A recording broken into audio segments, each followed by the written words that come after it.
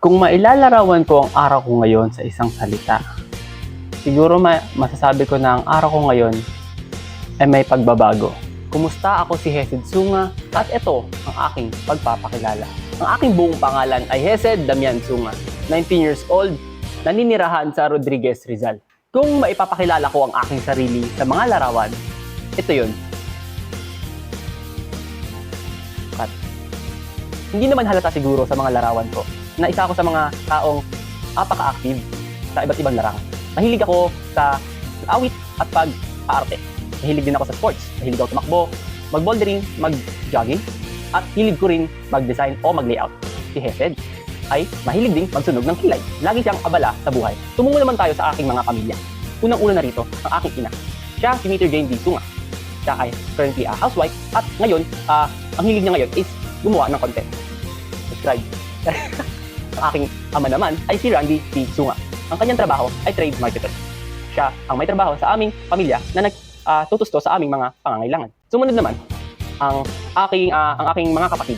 Unang-una, ang aking panganay na kapatid na si Kuya JD D. Sunga na natapos niyang kurso ay BS Edu Major in Mathematics. Sumunod naman ang aking pangalawang panganay na kapatid, si Kyra Vera D. Sunga. Siya nagtapos sa BS Geodetic Engineering at ngayon ay nagtatrabaho bilang isang inhinyerong maninilik. At panghuli, ang aking pinakabunsong kapatid na si Denise D. Sunga. Siya ngayon ay nasa ikasampung baitang at ngayon nag-aaral ng mabuti. So tumungo naman tayo sa pinaka matinding tanong, no? Bakit nga ba ako nag-BSIT? Why this course? Why this course? Of course! Siyempre, ngayon, meron tayong tatlong punto. Una, technology. Sa panahon na ngayon, talamak talaga ang mga teknolohiya, no? Mula sa cellphone hanggang computer, no?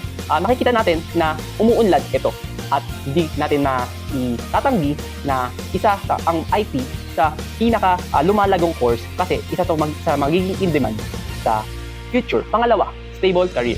Tulad nga ng aking sinabi, ang IT ay isa sa mga napapansin nating magkakaroon ng stable career kasi isa to sa mga magiging matinding pangangailangan ng mga tao, lalo na ang teknolohiya ay lumalaganap na sa ating panahon.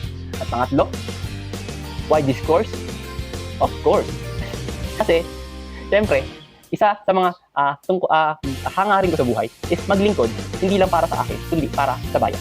Ang simpleng pagiging IT ay hindi lamang sa makikita sa pag-aayos ng pag-aayos ng computer or magkaroon ng technical skills. Isa rin itong paraan upang makapaglingkod sa ating bayan. Ngayon, nakilala niyo na ako, ang aking pamilya at ang aking dahilan kung bakit ako pumasok sa kursong ito. At bago tayo matapos, mag-iiwan ako ng isang quote para sa inyo. Sa bawat yugto ng buhay, tayo ang pagsasalin ng sarili nating kwento. Tulad ng pagsasalin ng isang kwento na ilalarawan ko ang araw ko ngayon na may pagbabago. Hindi dahil nanalo ako ng loto o may himalang nangyari ngayon, kundi dahil ang introduction ko ngayon ay naging tulay sa pag-unawa ng bawat tao dito sa ating klase. Tulad ng isang pagsasalin, napayaman natin ang ating pag-uunawaan, pag-iintindihan bilang parte ng isang lipunan. Si Hesed man ay maraming hilig, isa lang naman ang kanyang hangarin, makapagtapos ng pag-aaral at maabot ang kanyang mga mitpili.